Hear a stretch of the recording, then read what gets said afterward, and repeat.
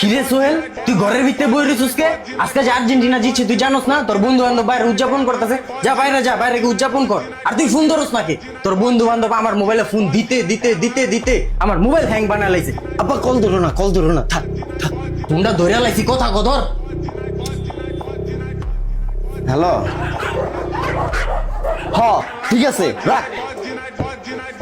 কিরে তুই ফোন রাইখা দিলি কে? তোর না কইলাম বাইরে গিয়ে উদযাপন করতে, যা গিয়ে উদযাপন কর। না আব্বা, আমার না শরীরটা খারাপ লাগতেছে বুঝছো, আজকে আমি থাকি বাসায়। আর্জেন্টিনা জিতছে আর এমনি তোরা গুহার ভিতরে ঢুকে জিতাছিস গা। কোনো গুহার ভিতরে ঢুকা চলবো না, বাইরে যা, বাইরে গিয়ে উদযাপন কর।